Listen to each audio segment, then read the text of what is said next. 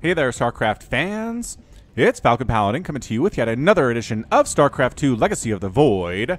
Today we've got a PvP from the Hangzhou StarCraft Carnival with herO and Neeb, starting on Acid Plant the Ladder Edition. Oh wait, this isn't a series, it's a single game. Anyway, in the top left-hand corner of Acid Plant, we have the blue Protoss player. His name is herO. And in the bottom right-hand corner, it's going to be the red Protoss player, Neeb. So I know there's a new patch out, or there should be one.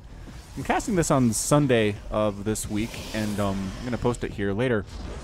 Basically, I'm trying to get some games from the new maps and from Terran, since Terran had all of the changes, for the balance changes anyway, in this latest patch. So I'll probably put out a video that has the information on those new changes, as well as a bit of an exhibition on exactly what those entail and how they work out in gameplay. But for now, I figured I would go ahead and cast a PvP on Acid Plant, since PvP is exactly the same after the patch as it was before the patch. No changes literally whatsoever. So this is going to be herO versus Neeb here. Neeb having just taken down Rogue on my channel last week, or yeah, I want to say it was last week. It's my latest epic replay, if it's part of my epic replay playlist. So if you want to check it out, go check it out. It was a lot of fun to cast. I mean, it was just back and forth and really a lot of surprises. So be sure to check that one out. Anyway, so basically Neeb is real good, but on the other hand, herO recently took down Innovation on my channel. And Innovation being an incredible, like, top 5 talent StarCraft 2 player, although, to be fair, he hasn't necessarily lived up to that billing in the last little few months, but he's still, I mean, he's still the talent, right?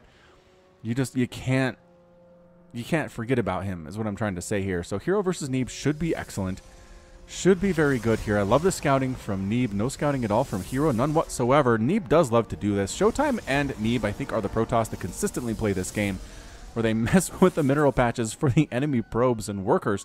Just because if there's already a worker on a mineral patch, then another worker cannot harvest from it. It messes up the pathing a little bit. See that? That probe came up and was going to harvest here, but nope. Decided not to. It takes a lot of APM, but there's really nothing else going on at this stage of the game. Neeb's APM over 300 just because he's playing this game. Ah, he lost the game, though. He actually picked up a mouthful of minerals. He can't pretend to harvest from anything anymore. Can't start harvesting, right? And now he's going to die. So it was fun. It was fun while it lasted. What did he see? I'm pretty sure that herO waited until Neeb was gone to throw down that Twilight Council. What's going on back home here? It's a Stargate opening from Neeb, so it's not going to be total mirror matchups here. The first couple of minutes obviously were, just because you can't really do anything but go for these 2 gates, or else 2 Adepts or 2 Stalkers will kill you, is how this works. It looks like we did go for the 2 Stalkers for herO and the 2 Adepts for Neeb, and more Adepts on the way from herO, and a couple Stalkers as the follow-up to protect his attempt to expand here. Neeb's expansion has already begun, although it's not too far along, so herO should not be too far behind on that one. Whoa!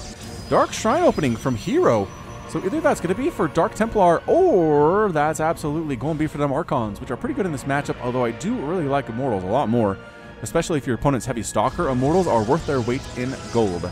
They just are. They're fantastic units here. Small skirmish down here to the south. We've got some Adepts chasing down a probe of herO's. Run! Run, probe. Why? I don't know why I was in this section, but it's dead now.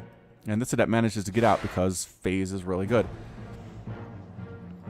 So Robotics Facility and a Twilight Council here from herO. He's also getting a Shield Battery to defend his mineral line. Here. Does he know about the Oracle? He should not know about the Oracle because he's entirely blind. Maybe that's it. He's entirely blind as to what's coming up from Neeb. So this Oracle is going to do some stuff. Oh, this Oracle's name is Ivy, the repository of all knowledge everywhere. It is a wonderful reference to the Dresden Files, which is a great series of books by Jim Butcher. As the Oracle gets in here, the shield battery is not quite done yet. A couple Stalkers trying to come on in, but 5 kills immediately on this Oracle, and now it's time to go. Now it is time to go. We've got an Adept trying to kill some stuff up here at herO's natural base too, but nah, not much happening. 8 probes have gone down.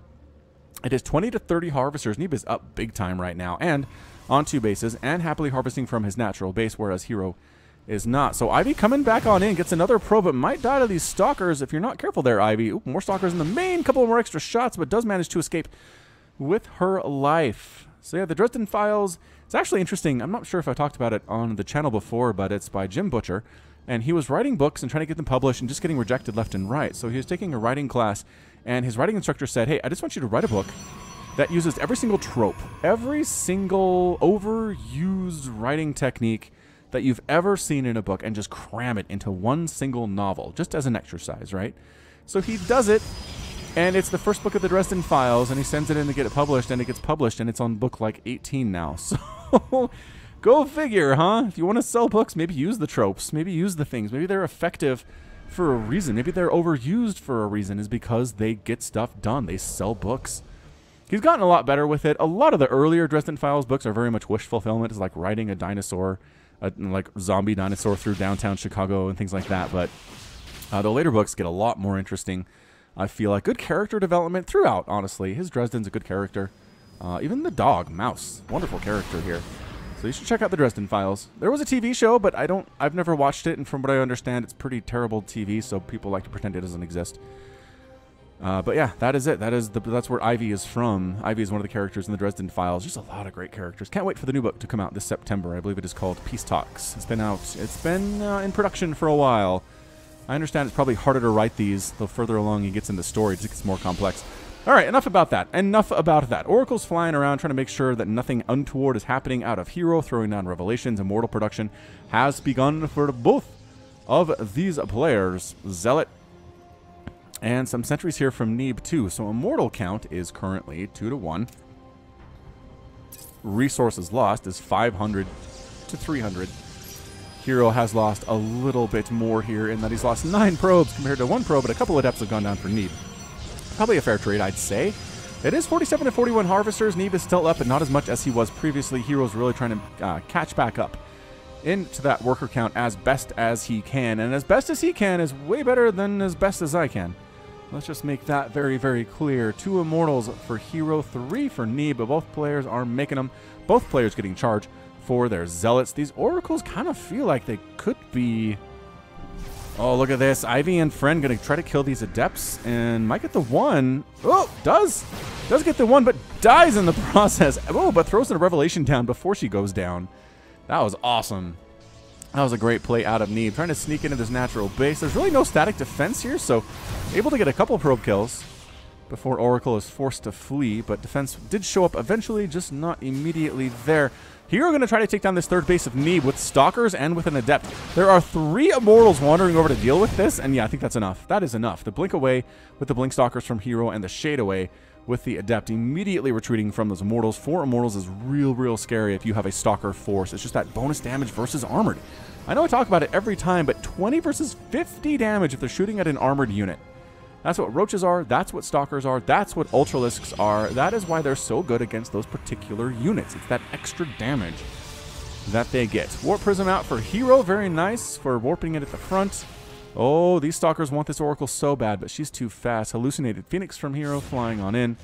Taking a couple cannon shots. Nice scout. I mean, there's not really much to see here. I'm pretty sure they have identical building structures, with the exception of the Dark Shrine.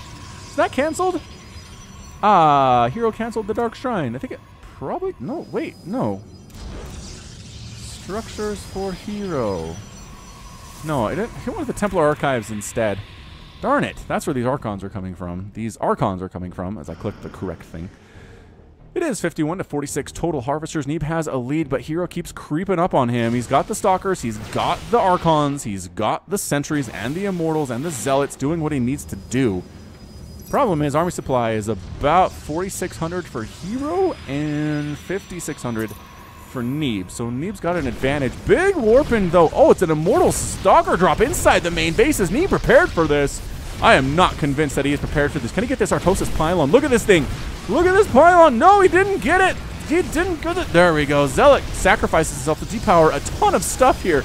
Losing a couple gateways, losing a robotics facility, losing the power on that Stargate too, trying to tack up into the third base at the same time, but Neeb has left his units home to deal with this. And the Warp Prism manages to get the heck on out of there, so that was excellent.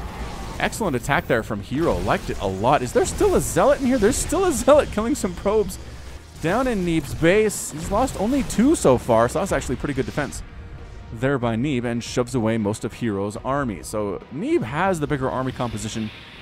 Both players have their third bases running. herO's only down by 4 workers right now. Immortal dropping from herO. Immortal Stalker drop back here inside the main base. They're killing this pylon, which is providing some nice vision. More pylons trying to come up, trying to power that Stargate, but nope. Immediately depowered again. A few zealots warping in. I mean, I guess charge lots are pretty great. Oh, a couple of immortals supporting too.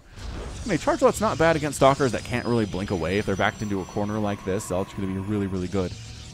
Really fantastic. Oh, look, it is a Dark Shrine. He just decides to make it at the 10-minute mark instead of closer to the 7 where he was doing it previously. Ivy's friend, the Oracle, trying to come in and do some more stuff. Oh, that is an unprotected mineral line. And trying to do some more stuff inside the main base is herO. Nope. Oh, Stasis warding it. And catching 6, 7 probes. Unable to work for a while. Oh, can you... Oh, they got feedbacked. Or she got feedbacked anyway. Neeb going for the attack, though. Right up the front. Zealots, Archons, Stalkers, Immortals getting right on top of this third base location. The Zealots are having a great time with all of those probes. Here's the battle, though. This is the one we wanted to see. herO trying to attack, but he is stutter stepping backward, which is a bad, bad sign for him. He's got Zealots all over his stuff. He's got Immortals at the back, Archons in the front. 162 to 86 total supply. Neeb is suddenly doubling up his opponent, but there are Zealots inside Neeb's base too, and DTs inside Neeb's natural base. This might not be as much of a stomping as I was expecting a couple of seconds ago here, as both players are down to about 30 workers. There are some DTs defending for herO, and there's an observer for herO, but there's not an observer for Neeb. What is happening? Okay, so he did manage to clear the stuff out inside the main base. This Dark Templar, though, I was having a great day until I got surrounded and killed by Zealots, as it turns out. The problem is that herO lost his third base. Neeb's third base is still technically present, is the deal. But, man, how many? 22 probes have gone down for Neeb. 41 have gone down for the herO. I mean, it's still 130 to 54 total supply. Neeb's army supply is just insane. Dark Templar trying to do stuff. Is there a revelation available? He knows there's an Oracle there. There's the revelation. Oh, this guy thought he dodged it. That Dark Templar thought that he dodged it, but no, he did not. More Dark Templars trying to defend. Can they kill this army before Neeb destroys all of his stuff? They can hit hard, but they don't hit very fast. As it turns out, does he still not have... He still doesn't have an There we go, an Observer. There's the Observer. Observer, come on. Let us kill these guys, and they do. So, our Dark Templar out. Yeah, one Observer is enough to counter all of the Dark Templar on a planet Earth. And there it is. Unless they're Blink Dark Templar, in which case they're pretty good. But that's a good game out of herO. herO is defeated, and Neeb is your winner here in 12 minutes and 24 seconds. Resources lost, 13,000 for herO. A mere 6,000 for Neeb. Yeah, that's going to be a big difference.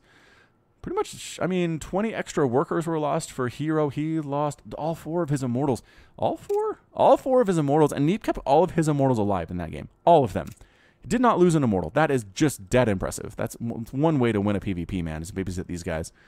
Hugely, hugely important. Dark Templar did some work on the other side of the map, mostly kind of delaying the inevitable at the natural base of herO 2, but otherwise, meh. But yeah, good one. Good game for sure. Good job, Neeb. He gets the win.